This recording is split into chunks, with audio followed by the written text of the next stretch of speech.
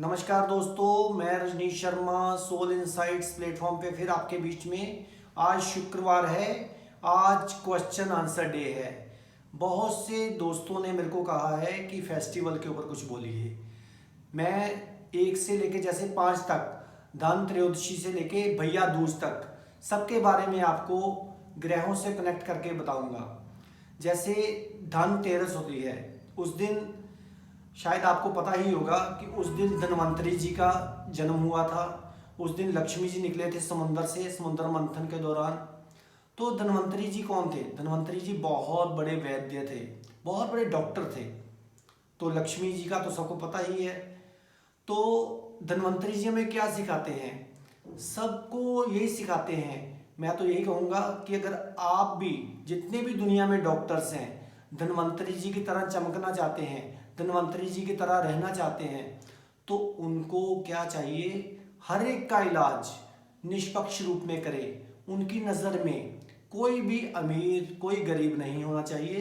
अगर वो निष्पक्ष रूप से सबका इलाज करते हैं तो उनका नाम भी रहती दुनिया तक रहेगा।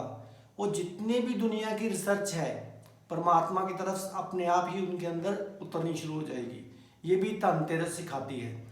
अब हम नए बर्तन खरीदते हैं। नए बर्तन क्यों खरीदते हैं? कुछ लोग सोना खरीदते हैं, कुछ चांदी खरीदते हैं। उसका मतलब ये है कि जो आने वाली माँ लक्ष्मी है हमारे घर में, उसके लिए हमें साफ सुथरे बर्तनों का और साफ सुथरे चीज़ों का ध्यान रखना है।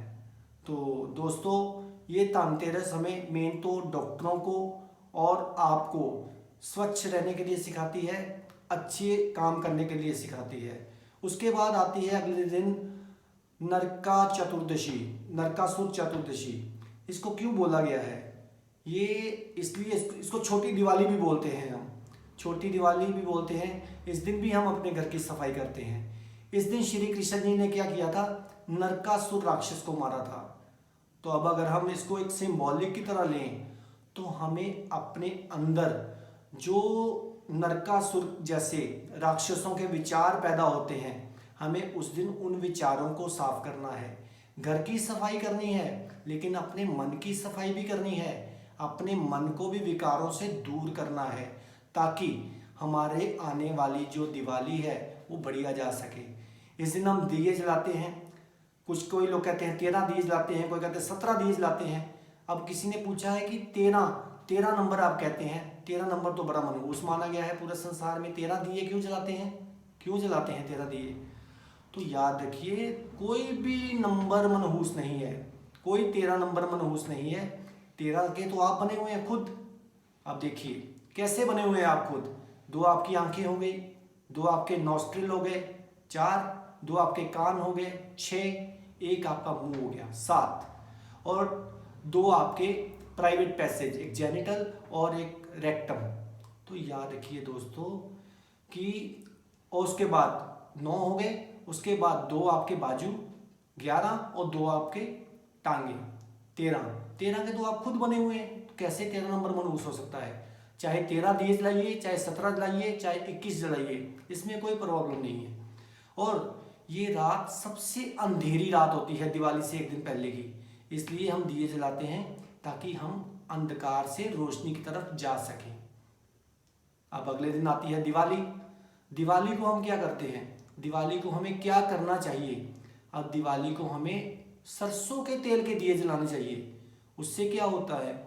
उससे कितनी तरह के बैक्टीरियाज खत्म हो जाते हैं, कितनी तरह के नेगेटिव वायरस खत्म हो जाते हैं। क्योंकि सरसों के तेल में इतनी पावर है, वो आपके कितनी नेगेटिव आने वाली बातों को दूर कर देती है। कुछ लोग उस दिन बहुत पटाखे चलाते हैं। अब देखिए, हम हवन करते हैं। हवन में क्या डालते हैं? घी डालते हैं, लकड़ी जलाते हैं आम की या बेरी की या किसी भी चीज़ की। वो नॉन पोल्यूटेड होती है। लेकिन अगर हम उस दिन ज़्यादा पोल्यूशन फैलाते हैं तो उससे कितने जीव जंतु मारे जाते हैं जो आकाश में होते हैं। कई बेजुबान जीव जंतु मारे जाते हैं। और उसके बाद देखिए, अगर वो ग्रहों को कनेक्ट करें तो हम अपना राहु खराब कर लेते हैं। क्योंकि जितना भी स्मोक इकट्ठा होता है, पोल्यूशन, ये राहु से कनेक्टेड है। अगर हमारा दोस्तों राहु खराब हो गया तो हमने क्या खुशियां मनाई, क्या दिवाली से सीखा? दिवाली तो हमें अंधकार से रोशनी की तरफ ले जाने के लिए है, ना कि अंधकार में या धुएं में रखने के लिए। तो कोशिश कीजिए, दिए जलाइए, क्योंकि भगवान श्री रामचंद्र जी जब आए थे तब लोगों ने दिए जलाए थे, पटाखे नहीं।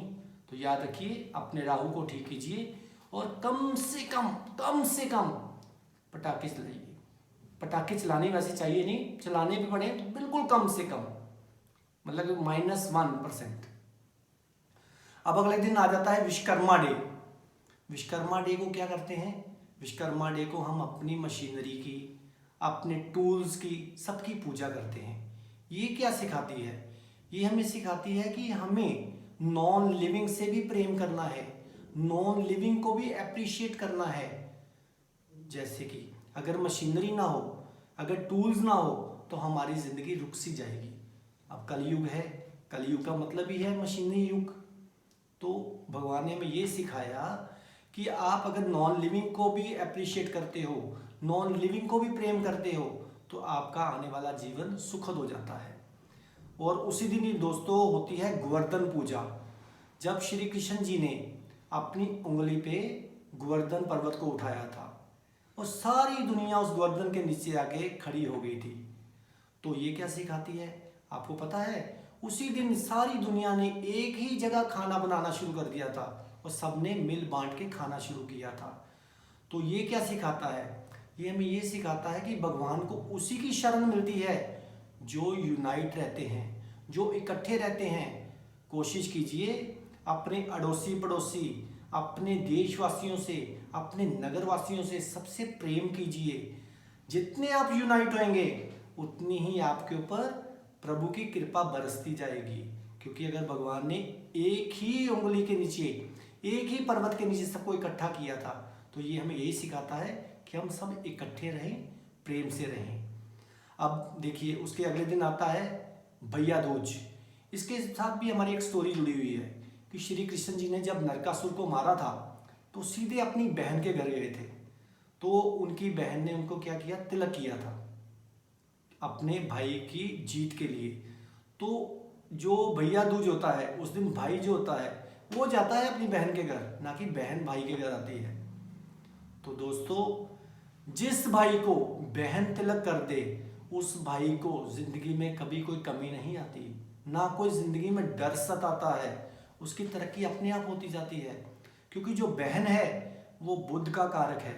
ज्योतिष में अगर देखें तो बुद्ध का कारक है, तो बुद्ध माँ दुर्गा है। तो जिस बहन ने अपने भाई को टीका लगा दिया, समझ लो साक्षात दुर्गा माँ ने अपने भाई को तिलक कर दिया। तो जिसके साथ माँ खड़ी हो गई तो उसके आगे कौन टिक सकता है? कोशिश कीजिए, हमारे समाज में सबसे ज़्यादा अगर आप रिगार्ड देना चाहते हैं बुद्ध को दीजिए। बुद्ध आपकी बहन, बुद्ध आपकी बेटी। तो इनको आप जितना रिगार्ड देंगे, कभी जिंदगी में ना लक्ष्मी की कमी आएगी, ना शक्ति की कमी आएगी। क्योंकि लक्ष्मी भी एक बेटी थी, लक्ष्मी भी एक औरत है, और माँ दुर्गा तो है ही, आप जानते हैं। तो इसलिए मैं आपसे यही कहूँगा कि ये जो भैया दूज है ये विजय का प्रतीक है। बहन की कामना होती है, जैसे वो तिलक करती है, कि मेरा भाई हमेशा दिन दुगनी रात चौगुनी तरक्की करे। तो इसी तरह ये सारे उत्सव मनाए जाते हैं। तो याद रखिए, उत्सव का मतलब है खुशी। अपने घर में खुशियाँ लाइए। जितने आप खुश रहेंगे उतने ही आप आगे बढ़ते जाएंगे, उतने ही डर से दूर होते जाएंगे। तो इन त्योहारों को खुशियों की तरह मनाइए, नाचते रहिए, गाते रहिए। तो मैं आपको सबको हैप्पी दिवाली भी कहूँगा, हैप्पी धनतेरस भी कहूँगा, हैप्पी विश्वकर्मा डे भी कहूँगा, और हैप्पी भैया दूज भी कहूँगा। तो इसके साथ मैं ज़्यादा समय नहीं लूँगा क्योंकि समय बहुत हो गया है। तो आप सबको हैप्पी दिवाली। तो तब तक अगले मंगलवार को मैं फिर आपको मिलूँगा बुध ग्रह के ऊपर, बुध के बारे में बताऊँगा कि बुध क्या है। तब तक आप खुश रहिए, आबाद रहिए, जिंदाबाद रहिए। नमस्कार।